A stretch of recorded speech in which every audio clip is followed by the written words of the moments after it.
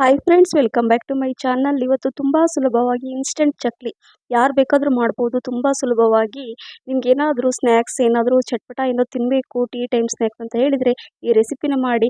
ಹಬ್ಬ ಹರಿದಿನ ಅಂತ ನೋಡಬೇಡಿ, ಯಾವಾಗ ತಿನ್ನಬೇಕು ಅಂತ ಅನ್ಸುತ್ತೋ ಆವಾಗ ಮಾಡಿ ತಿನ್ನಿ. ನೋಡಿ ಎಷ್ಟು ಕ್ರಿಸ್ಪಿಯಾಗಿದೆ ಅಂದರೆ ತುಂಬ ಸುಲಭವಾಗಿ ಮಾಡ್ಬೋದು. ತೋರಿಸಿ ನೋಡಿ ಅಲ್ವಾ, ಇಷ್ಟು ಕ್ರಿಸ್ಪಿ ಬಂದಿದೆ ಅಂದರೆ ತಟ್ ಅಂತ ಮಾಡ್ಕೋಬೋದು. ಬನ್ನಿ ಯಾವ ರೀತಿ ಮಾಡೋದು ಅಂತ ನೋಡೋಣ.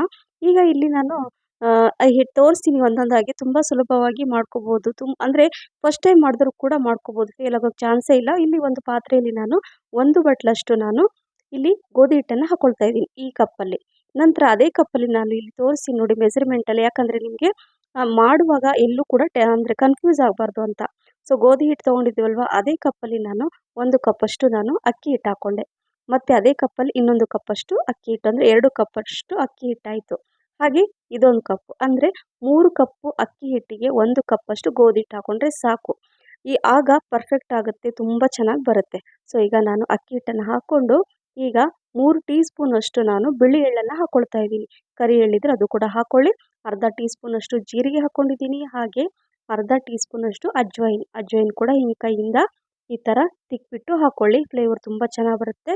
ಸ್ವಲ್ಪ ಅರಿಶಿಣ, 1 ಟೀ ಸ್ಪೂನಷ್ಟು ಖಾರದ ಪುಡಿ, ಸ್ವಲ್ಪ ಗರಂ ಮಸಾಲ, ರುಚಿಗೆ ತಕ್ಕಷ್ಟು ಉಪ್ಪು, ಅದನ್ನು ಹಾಕ್ಕೊಂಡು ಸೈಡ್ ಇಟ್ಕೊಂಡಿರ್ತೀನಿ. ಈಗ ಇಲ್ಲಿ ನಾನು ಕೊಬ್ಬರಿ ಎಣ್ಣೆಯಿಂದ ಮಾಡ್ತಾ ಇರೋದು. ನೀವು ಯಾವ ಎಣ್ಣೆ ಬೇಕಾದರೂ ಯೂಸ್ ಮಾಡ್ಬೋದು. ನಾನಿಲ್ಲಿ ಒಂದು ಅರ್ಧ ಕಪ್ಪಷ್ಟು ಕೊಬ್ಬರಿ ಎಣ್ಣೆ, ಅಂದರೆ ಒಂದು 7ರಿಂದ 8 ಟೀ ಸ್ಪೂನಷ್ಟು ಹೇಳ್ಬೋದು. ಆ ಎಣ್ಣೆ ಬಿಸಿ ಆಗೋ ತನಕ ಇಲ್ಲಿ ನಾನು ಅದರಲ್ಲಿ ಸ್ವಲ್ಪ ಹಿಂಗೆ ಹಾಕ್ಕೊಂಡಿರಲಿಲ್ಲ. ಹಿಂಗು ಕೂಡ ಹಾಕ್ಕೋಬೇಕು, ಫ್ಲೇವರ್ ತುಂಬ ಚೆನ್ನಾಗಿ ಬರುತ್ತೆ. ಸೊ ಎಲ್ಲ ಮಿಕ್ಸ್ ಮಾಡ್ಕೋಬೇಕು. ಮೊದಲೆಲ್ಲ ಮಿಕ್ಸ್ ಮಾಡಿಕೊಂಡು ಈಗ ಇಲ್ಲಿ ನಾನು 1 ಗ್ಲಾಸಷ್ಟು ನೀರನ್ನು ಹಾಕ್ಕೊಂಡಿದ್ದೀನಿ ಮೊದಲು. ಮತ್ತು ಇನ್ನೊಂದು ಗ್ಲಾಸ್ ಸೈಡಲ್ಲಿ ಇಟ್ಕೊಂಡಿದ್ರೆ ಬೇಕಂದರೆ ನಾವು ಯೂಸ್ ಮಾಡ್ಕೋಬೋದು. ಈಗ ನಾನು ಕಾದಿರುವ ಏನು ಎಣ್ಣೆ ಇದೆಯಲ್ವ, ಸ್ವಲ್ಪ ಮೊದಲು ಅರ್ಧದಷ್ಟು ಹಾಕ್ಕೊಂಡು ನೀರು ಹಾಕ್ಕೊಂಡಿದ್ದೀನಲ್ವ, ಅದರಲ್ಲಿ ಹಾಕ್ಕೊಂಡು ಸ್ವಲ್ಪ ಎಣ್ಣೆ ಹಾಕ್ಕೊಂಡು ಮೊದಲು ನಿಧಾನಕ್ಕೆ ಈ ಥರ ಮಿಕ್ಸ್ ಮಾಡ್ಕೊಳ್ತಾ ಇದ್ದೀನಿ. ಮಿಕ್ಸ್ ಮಾಡಿಕೊಂಡು ಟೈಟಾಗಿ ಚಪಾತಿ ಹಿಟ್ಟು ಕಲಿಸ್ತೀವಲ್ಲ ಆ ರೀತಿ ಕಲಿಸ್ಬೇಕು. ಸ್ವಲ್ಪ ಉಳಿದಿತ್ತಲ್ವ ಎಣ್ಣೆ, ಅದನ್ನು ಸ್ವಲ್ಪ ಹಾಕ್ಕೊಂಡು ಈಗ ಸೇಮ್ ಅದೇ ರೀತಿಯಾಗಿ ನಾನು ಚಪಾತಿ ಹಿಟ್ಟಿನ ಹದಕ್ಕೆ ಕಲಿಸ್ಕೊಳ್ತೀನಿ. ನೋಡಿ ಈ ಥರ ಬರಬೇಕು. ನಾನು ಮೊದಲು ಅಂದರೆ ಅಡುಗೆ ಸೋಡಾ ಹಾಕಿಲ್ಲ, ಒಂದು 2 ಚಿಟಿಕೆಯಷ್ಟು ನೋಡಿ ಕೈಯಲ್ಲಿ ಹಾಕ್ಕೊಂಡು ಸ್ವಲ್ಪ ಅದ್ರಲ್ಲಿ ನೀರು ಹಾಕ್ಕೊಂಡು ನಂತರ ಈ ರೀತಿಯಾಗಿ ಮಿಕ್ಸ್ ಮಾಡ್ಕೊಳ್ತೀನಿ. ಅಥವಾ ನೀವು ಹಿಟ್ಟು ಹಾಕಿರ್ತೀರಲ್ವ ಮೊದಲು ಡ್ರೈ ಇದ್ದಾಗ, ಅವಾಗ ಕೂಡ ನೀವು ಹಾಕ್ಕೋಬೋದು. ನಾನು ಮೊದಲು ಬಿಸಿ ಎಣ್ಣೆ ಹಾಕ್ಕೊಂಡಿದ್ದೀನಲ್ಲ ಅದರಲ್ಲಿ ಹಾಕ್ಕೊಳ್ಳಿಲ್ಲ ಅಡುಗೆ ಸೋಡಾ.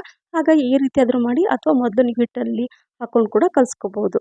ಸೊ ಈಗ ನಾನು ಅದು ಹಾಕ್ಕೊಂಡು ಈ ಥರ ಕಲಿಸ್ಕೊಳ್ತಾ ಇದ್ದೀನಿ. ಕಲಿಸ್ಕೊಂಡು ನೋಡಿ ಹಿಟ್ಟು ಎಷ್ಟು ಪರ್ಫೆಕ್ಟಾಗಿ ಬಂದಿದೆ. ಈ ರೀತಿ ಹಿಟ್ಟು ಕಲಿಸ್ಕೊಂಡ್ಬಿಟ್ಟು ಲಾಸ್ಟಲ್ಲಿ ಉಳಿದಿರುತ್ತಲ್ಲ ಆ ಎಣ್ಣೆ, ಅದನ್ನು ಸ್ವಲ್ಪ ಹಾಕ್ಕೊಂಡು ನೋಡಿ ಕಲಸಿ ಈಗ ನಾನು ಇದನ್ನು ಸೈಡಲ್ಲಿ ಇಟ್ಟಿರ್ತೀನಿ. ಈಗ ಇಲ್ಲಿ ಒಂದು ಕಡಾಯಿಯಲ್ಲಿ ನಾನು ಎಣ್ಣೆನ ಬಿಸಿ ಮಾಡಲಿಕ್ಕೆ ಇಡ್ತೀನಿ. ನಾನು ಹೇಳಿದೆ ನಿಮಗೆ, ನಾನು ಕೊಬ್ಬರಿ ಎಣ್ಣೆನ ಯೂಸ್ ಮಾಡ್ತಾ ಇದ್ದೀನಿ ಅಂತ. ಯಾವುದಾದ್ರೂ ನೀವು ಎಣ್ಣೆ ನಿಮ್ಮ ಮನೆಯಲ್ಲಿ ಯೂಸ್ ಮಾಡೋಂಥ ಎಣ್ಣೆನ ಯೂಸ್ ಮಾಡಿ. ಇಲ್ಲಿ ಈಗ ಚಕ್ಲಿ ಮೇಕರ್ ಇರುತ್ತಲ್ವ, ಅದನ್ನು ತೊಗೊಂಡ್ಬಿಟ್ಟು ಈಗ ನಾನು ಕಲಸಿರುವಂಥ ಹಿಟ್ಟನ್ನು ಇದರಲ್ಲಿ ಹಾಕ್ಕೊಂಡು ಈಗ ತೋರಿಸ್ತೀನಿ ನೋಡಿ ಯಾವ ರೀತಿ ಚಕ್ಲಿ ಬರುತ್ತೆ ಅಂತ.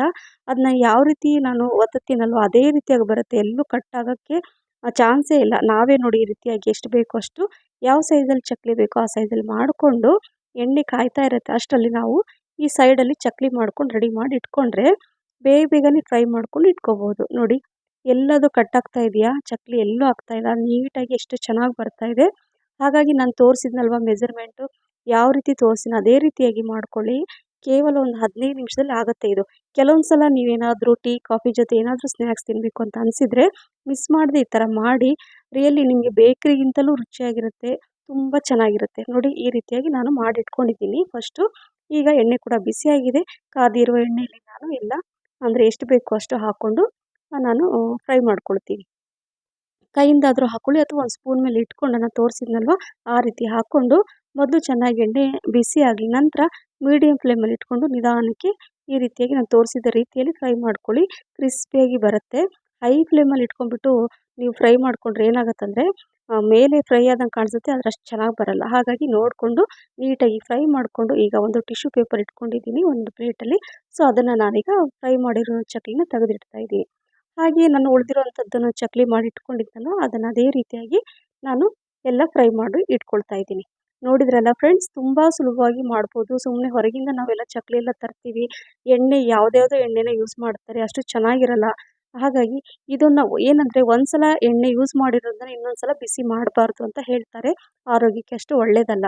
ಹಾಗಾಗಿ ನೀವು ಅದಕ್ಕೆ ನೋಡಿ ಎಷ್ಟು ಬೇಕೋ ಅಷ್ಟೇ, ನಾನು ಎಣ್ಣೆ ಕೂಡ ಜಾಸ್ತಿ ಹಾಕಿಲ್ಲ, ಎಷ್ಟು ಬೇಕೋ ಫ್ರೈ ಮಾಡಲಿಕ್ಕೆ ಅಷ್ಟೇ ಎಣ್ಣೆ ಹಾಕಿದ್ದೀನಿ. ಅದೇ ರೀತಿಯಾಗಿ ನಾನು ಎಲ್ಲ ಚಕ್ಲಿನ ಮಾಡಿ ಸೈಡ್ ಇಟ್ಕೊಂಡಿದ್ನಲ್ಲ ಅದನ್ನೆಲ್ಲ ಫ್ರೈ ಮಾಡಿ ಈಗ ಎಲ್ಲ ಚಕ್ಲಿ ಫ್ರೈ ಮಾಡಿ ಇಟ್ಕೊಂಡಿದ್ದೀನಿ. ಸೊ ನೋಡಿದ್ರಲ್ವ ಎಷ್ಟು ಸುಲಭವಾಗಿ ಈ ಚಕ್ಲಿ ರೆಸಿಪಿನ ಮಾಡ್ಬೋದು ಅಂತ. ಸೊ ಎಲ್ಲ ಹಬ್ಬ ಹರಿದಿನಗಳಲ್ಲಿ ಮಾಡ್ಕೊಳ್ಳಿ, ಅವಾಗ ನಿಮ್ಗೆ ಯಾವಾಗ ತಿನ್ನಬೇಕು ಅನಿಸುತ್ತೋ ಅವಾಗ ಮಾಡಿ ತಿನ್ನಿ ಅಂತ ಹೇಳ್ತಾ, ಈ ರೆಸಿಪಿ ನಿಮಗೆ ಇಷ್ಟ ಆಗಿದ್ದರೆ ಲೈಕ್, ಶೇರ್, ಕಮೆಂಟ್ಸ್ ಮತ್ತು ಸಬ್ಸ್ಕ್ರೈಬ್ ಮಾಡೋದನ್ನು ಮರಿಬೇಡಿ. ಹಾಗೆ ನಿಮ್ಮ ಫ್ರೆಂಡ್ಸ್ ಮತ್ತು ಫ್ಯಾಮಿಲಿ ಕೂಡ ಶೇರ್ ಮಾಡಿ, ನನ್ನ ಫೇಸ್ಬುಕ್ ಪೇಜ್ ಫಾಲೋ ಮಾಡಿ ಅಂತ ಹೇಳ್ತಾ ಇದ್ದೀನಿ ಫ್ರೆಂಡ್ಸ್. ನೋಡಿ ತೋರಿಸ್ತೀನಿ ಅಲ್ವಾ ಎಷ್ಟು ಕ್ರಿಸ್ಪಿಯಾಗಿ ಬಂದಿದೆ. ಹಾಗಾಗಿ ಮಿಸ್ ಮಾಡದೆ ನೀವು ಮಾಡ್ತೀರಲ್ವಾ. Thank you for watching. Bye.